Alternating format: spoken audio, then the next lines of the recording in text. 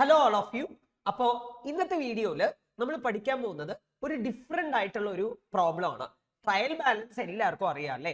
ഈ trial balance നമ്മൾ തെറ്റിച്ചാണ് ചെയ്തത് എന്നുള്ളത് ട്രയൽ ബാലൻസ് ഉണ്ടാക്കി കഴിഞ്ഞ ഉടനെ നമുക്ക് മനസ്സിലായി എന്ന് വിചാരിക്കുക. അതിന് പെട്ടെന്ന് ഇൻസ്റ്റന്റ് ആയിട്ട് നമുക്ക് എങ്ങനെ അതിനെ ഒന്ന് റെക്ടിഫൈ ചെയ്യാം.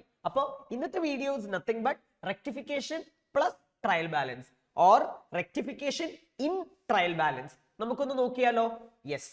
അപ്പോ the total of the debit side of trial balance of a larger boot and shoe repairing firm as on 31/12/2023 is rupees 1,66,590. അപ്പോ ഒരു ട്രയൽ ബാലൻസിന്റെ ഡെബിറ്റ് സൈഡ് ടോട്ടൽ ചെയ്തപ്പോ 1,66,590 രൂപ കിട്ടിയിട്ടുണ്ട്.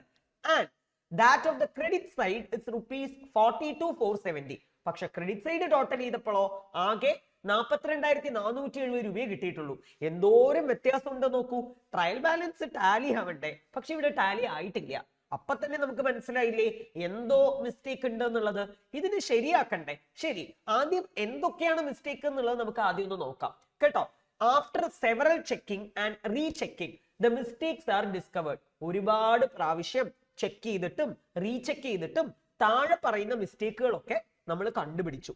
എന്താണെന്നുള്ളത് നമുക്കൊന്ന് നോക്കാം. ഇവിടെ നോക്കൂ, items of account, correct figures as it appears in the trial balance. Correct figure ശരിക്കും എന്താണെന്നും പക്ഷെ നമ്മൾ എന്ത് എഴുതി വെച്ചു എന്നുള്ളതും ചോദ്യത്തിൽ തന്നിട്ടുണ്ട്. ഓപ്പണിംഗ് സ്റ്റോക്ക് 14,900 ആണ് വരേണ്ടത്, പക്ഷെ നമ്മൾ എന്ത് ചെയ്ത് വെച്ചു? 14,800 എന്ന് എഴുതി വെച്ചു. ഇരിക്കട്ടെ. റിപ്പയർ ഔട്ട്സ്റ്റാൻഡിംഗ് പറഞ്ഞാൽ റിപ്പയറിന്റെ കാശ് ഇനിയും കൊടുക്കാനുണ്ട്, പെൻഡിങ് ആയിട്ട് നിൽക്കുകയാണെന്ന അർത്ഥം. 61,780. ഓക്കെ, അപ്പൊ അത് നമ്മൾ 61,780 തന്നെയാണ് എഴുതിയിരിക്കണേ. പക്ഷെ പ്രശ്നം എന്താണെന്നറിയോ? നമ്മൾ അത് ഡെബിറ്റ് സൈഡിൽ എഴുതി വെച്ചു. ലയബിലിറ്റി പറഞ്ഞാൽ ക്രെഡിറ്റ് സൈഡ് അല്ലേ എഴുതേണ്ടത്. നമ്മളാണെങ്കിൽ എമൗണ്ട് കറക്റ്റ് ആക്കി, പക്ഷെ ഡെബിറ്റ് സൈഡ് എഴുതി വെച്ചു. ഓക്കെ, ഇനി അടുത്തത് റെന്റ് ആൻഡ് ടാക്സ് 2,160 ആണ് കറക്റ്റ് ആയിട്ടുള്ള ഫിഗർ വരേണ്ടത്. പക്ഷെ ഞാൻ എന്ത് ചെയ്ത് വെച്ചു? 2,400 എന്ന് എഴുതി വെച്ചു. ഓക്കെ, എന്ന് വെച്ചാ കൂട്ടി എഴുതി. ഓക്കെ, ഇനി സൺട്രി ക്രെഡിറ്റർ യഥാർത്ഥ എമൗണ്ട് എന്ന് പറയുന്നത് 6,070. പക്ഷെ ഞാൻ എന്ത് ചെയ്ത് വെച്ചു? 5,900 5,900 എന്ന് പറഞ്ഞ് എഴുതി വെച്ചു.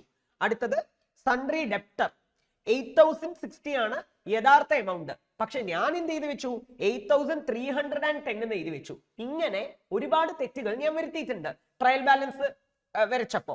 ഈ തെറ്റിനെയൊക്കെ ഇൻസ്റ്റന്റ് ആയിട്ട് എങ്ങനെ റീഡ്രാഫ്റ്റ് ചെയ്ത് ശരിയാക്കാൻ പറ്റും? And ascertain the correct total of the trial balance. Trial ബാലൻസിന്റെ യഥാർത്ഥ ടോട്ടൽ എന്താണെന്നുള്ളത് കണ്ടുപിടിക്കാനുമാണ് പറഞ്ഞിരിക്കുന്നത്. കയ്യോടെ വേഗം ഇപ്പൊ തന്നെ ചെയ്താലോ?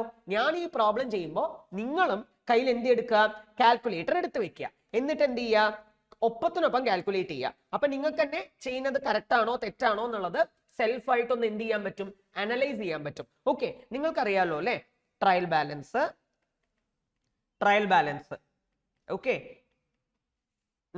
ഓൾറെഡി ഡെബിറ്റ് ക്രെഡിറ്റ് ഇങ്ങനെ വന്നിട്ടുണ്ട്. ഡെബിറ്റില് ഓൾറെഡി ടോട്ടൽ കണ്ടുപിടിച്ചിട്ടുണ്ട്. അസർട്ടൈൻഡ് ടോട്ടൽ ഓൾറെഡി കണ്ടുപിടിച്ച ടോട്ടൽ എന്ന് വെച്ചാൽ 1,66,590 ഇതാണ് കണ്ടുപിടിച്ച ടോട്ടൽ. ഇനി എന്താണ് ക്രെഡിറ്റിൽ കണ്ടുപിടിച്ച ടോട്ടൽ? എത്രയാ? 42,470.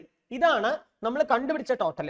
ഓക്കെ, ഇനി ജസ്റ്റ് നമുക്കൊന്ന് അതിനെ തന്നെ പ്രോസസ് ചെയ്ത് എഴുതാം. അതില് ആദ്യത്തെ ഐറ്റം ആണ് ഓപ്പണിംഗ് സ്റ്റോക്ക്. നിങ്ങൾക്കൊരു കാര്യം അറിയാലോ, ഓപ്പണിംഗ് സ്റ്റോക്ക് എന്ന് പറയുന്നത് അസറ്റ് ആണ്. അസറ്റിന് എന്ത് ബാലൻസ് വരും?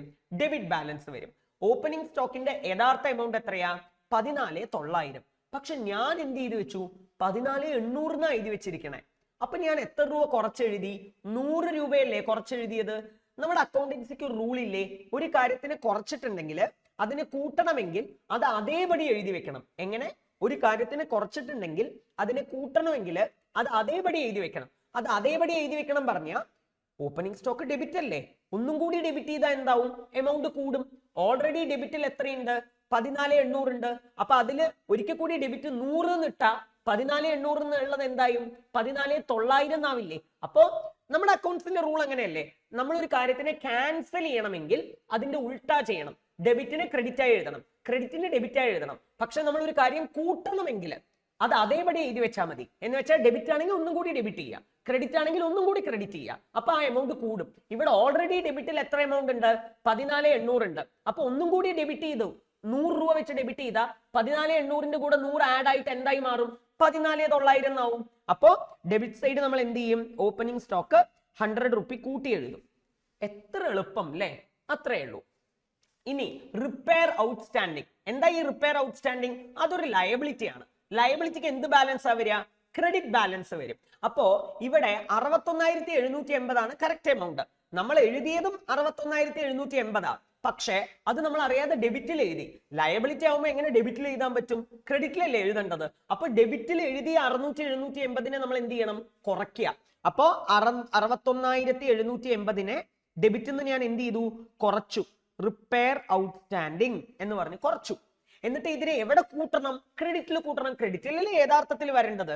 അപ്പോ 61,780 ക്രെഡിറ്റ് സൈഡ് ആഡ് ചെയ്ത് കാണിക്കണം, പോസിറ്റീവായിട്ട് കാണിക്കണം. ഈസി, കഴിഞ്ഞു. ഇനി അടുത്ത ഐറ്റം എന്താ? Rent and tax. Rent and tax നിങ്ങൾ ഒന്ന് ആലോചിച്ച് നോക്കിക്കേ. റെന്റ് ആൻഡ് ടാക്സ് എന്ന് പറയുന്നത് ചെലവാണ്. ചെലവുകൾക്ക് എന്ത് ബാലൻസാ വരിക? ഡെബിറ്റ് ബാലൻസ് വരും. അപ്പോ 2,160 എന്നുള്ളതാണ് വരുന്നത് യഥാർത്ഥ എമൗണ്ട്. പക്ഷെ 2,400 ആണ് നമ്മൾ ട്രയൽ ബാലൻസിൽ എഴുതിയിരിക്കുന്നത് അല്ലേ? അപ്പൊ കൂട്ടി എഴുതി. എത്ര രൂപ കൂട്ടി എഴുതി? നിങ്ങൾ ഒന്ന് കാൽക്കുലേറ്റ് ചെയ്യൂ. 2,400 നേരെ 2,400 അല്ലെ? 2,400 2,100, 2,400 മൈനസ് 2,000 എത്രയാണ്? 160. 240 രൂപ നമ്മൾ കൂട്ടി എഴുതി അല്ലെ? അപ്പൊ ഇതിനെ കുറയ്ക്കണ്ടേ?